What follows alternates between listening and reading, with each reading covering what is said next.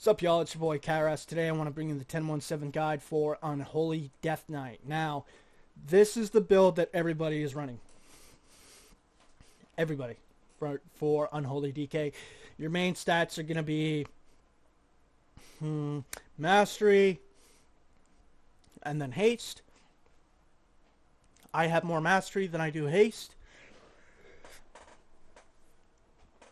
If I was to re-gear my Death Knight, I would go the 2 rings.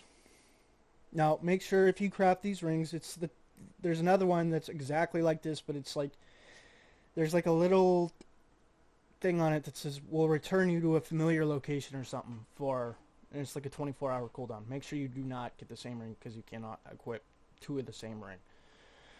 And the stats that I would run on this are versatility and haste. For both these rings. Versatility and haste. I'd get about 20% haste or so, 20% something, and the rest, everything else would be mastery. And whatever pieces that I couldn't make up before in versatility, I would go main stat on the gems, versatility into mastery into versatility. On DKs are super squishy this season. They've been squishy for a long time. We don't have presences, so as a Death Knight, especially what makes Unholy better than Frost is your ability to actually do damage from a distance and not just eat everything. And you have the ability to be completely annoying and play like a caster on a pillar. Now, oh, and as far as that gearing on those rings, I would suggest Inferious War Boots of Impunity and this War Cloak. So, there we go. We got the gearing out of the way. You can stack full mastery. That also does a ton of damage too. But into the talents. There are 2 lock-ins for Unholy Decay. There's 2. You can only play with 1. So, Doom Burst. Your top damage is what the hell is it called? Death Coil. Death Coil is your top damage every game. Basically, Harbinger of Doom, Rotten Touch, Sudden Doom, and Doom Burst. You pop 2 necrotic wounds when you get a Sudden Doom proc. Now, when you do get that Sudden Doom proc with this talent, Sudden Doom triggers 30% more often and can accumulate up to 2 charges and increases the damage of your next Death Coil by 20% or your Epidemic, which is up here. Now, Epidemic is not that great, I don't think. Death Coil does way too much damage. I am having Death Coils hit for over 100k, the Death Coil itself. So if you get a Sudden Doom proc, that's well over 100k. Because you're popping 2 festering wounds. Those are about, usually, I would say for me, they're about 35k, 40k. Bursting Sores. I mean, you can play with this a little bit. You just do so much damage with this build. So, Festering Might increases your strength by 20% for 20 seconds. Your main goal is to pop as many wounds as you possibly can, because Fester Might makes your damage actually unhealable. Unholy Assault just gives you 4 festering wounds on the target and sends you into a further, increasing your haste by 10% in PvP. I know it says 20, but it's 10% in PvP for 20 seconds. Really, really good actually. And it'll actually kind of go into the other build that I kind of want to show you guys that is actually doing a lot of damage in 2s. Magnus of the Dead, same thing. It does a pile of damage. You could lose this, and I know a lot of people are gonna be like, "Oh, that's really good," and you could just run this. I mean, it's just something to think about. I don't think it's that great. I would just stay with it because it does increase your damage a ton. Now, so if we do the math. This is what, like, every DK is running. Improved Death Strike. The reason I don't run Death Strike is horrible. There's no way around it. It's better to run this. It successfully kicking something with Mind Freeze grants you 10 runic power and reduces its cooldown by 3 seconds. It has a 15-yard range. This is literally like improved Death Strike, increasing its healing by 60%. It sounds fantastic in every way, but the thing with Death Strike is it literally heals for like 40k. It's good in some moments. It can be insane, especially if you're getting chunked and you're able to spam it. But the issue that I have with it, it costs 35 runic power and it doesn't do anything. You will literally press that button and your health will just go lower. It literally feels like if you're not maximizing your damage and knocking wounds off, you're just gonna die. Now I've tried builds with this, trying to make Death Strike work. Basically, instead of using Death Coil to do anything, now this is in twos, so it's a little more subjective, and running Bloodforged Armor versus like Warrior, you still don't have the damage and or healing to survive through it. You literally just die versus pretty much everything. It can be good into like Hunter, it's kind of but not really. You still just kind of die. So Unholy, you just have to face the hate of everybody because everybody wants to hit the Death Knight because Death Knight's super squishy.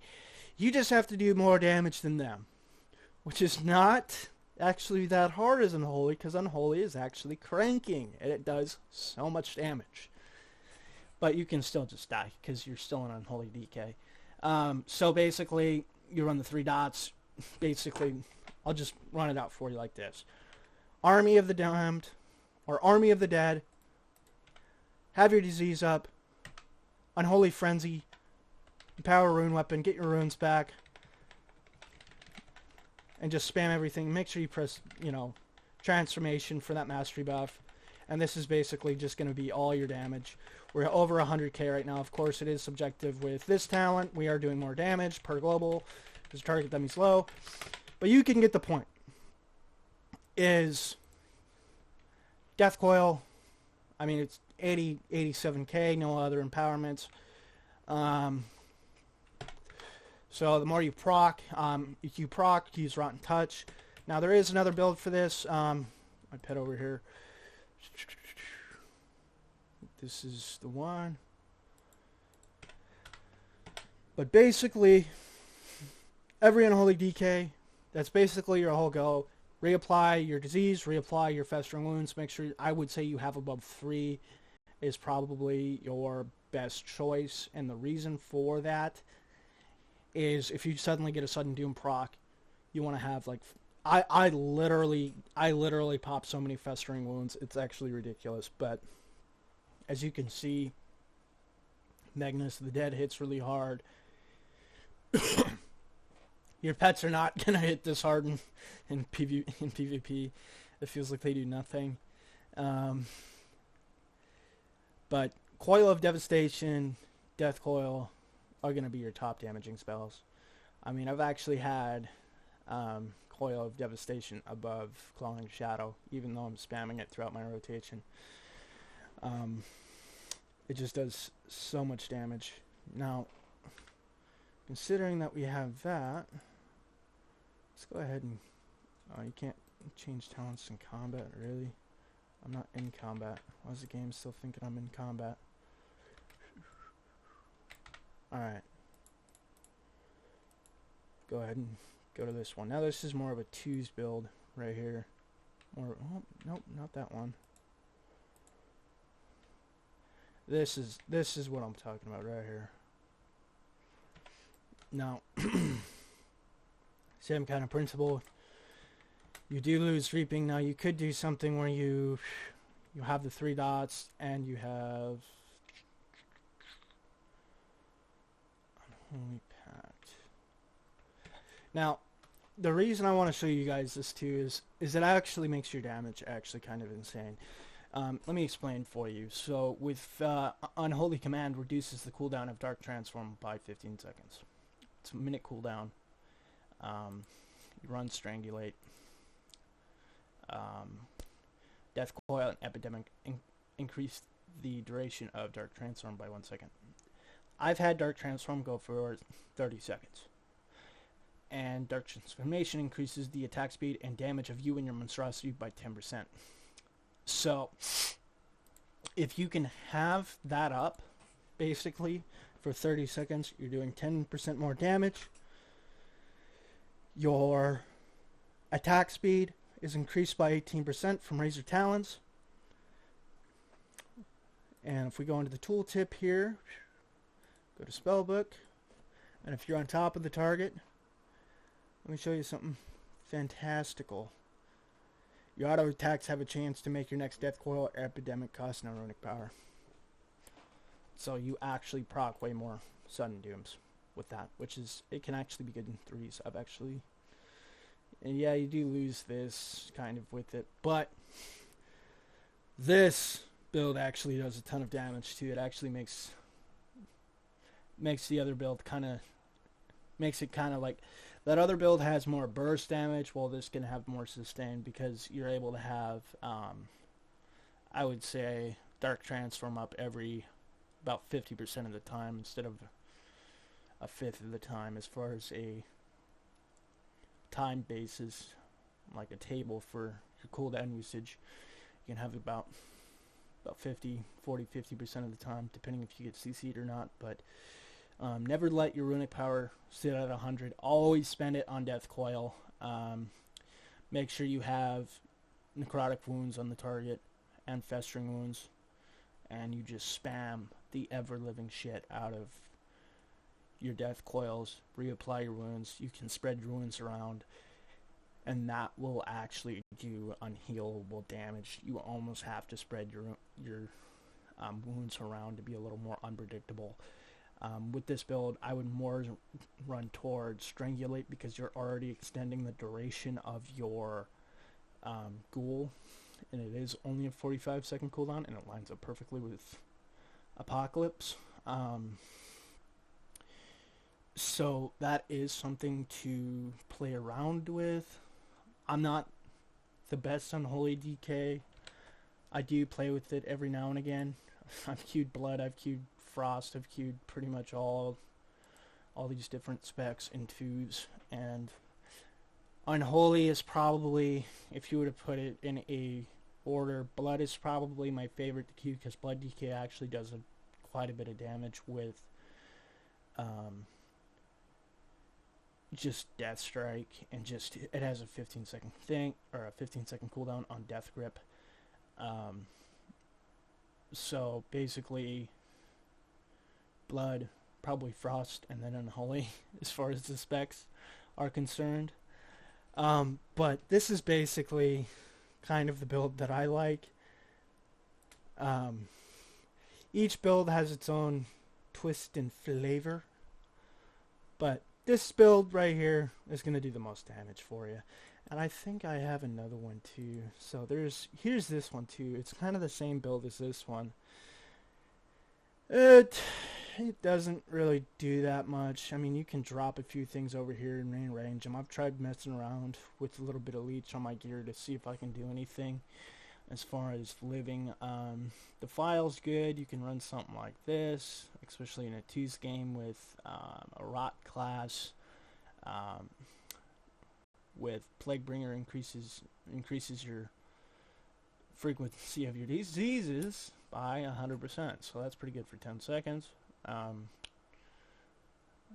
Ebon Fever, Virulent Plague deals 15% more damage in half the duration.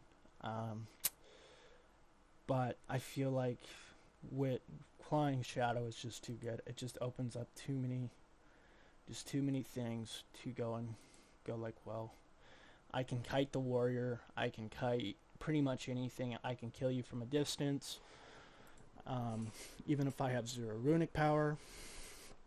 So, just something to keep your mind on, guys. Keep your mind open, play different things, tweak with things. My build is not exactly set in stone. You know, this is absolutely what you have to run. There's a few things that you have to run, you know, like AMZ, Blinding Sleet. I mean, I have 2 grips, can stop a heal, Strangulate, kick, stun, blind. So DK has a lot of stops. I would say Unholy DK is literally like, is basically Subtlety Rogue. In a way, it's actually kind of funny. But I want to show you guys this quick guide. Unholy is pretty much straightforward. Army of the Dead, Unholy Assault, Apocalypse, Dark Transform, and just go from there. I mean, an empowered rune weapon. And I will include some macros and stats that you should run, and the talent builds that I've talked about. Anyway, you guys have a good one, and I look forward to hearing what you got to say down in the comments. If you gained rating or if you lost rating, or I'm the worst DK alive. Anyway, you guys have a good one, and get that rating, guys. Season's almost up. See ya.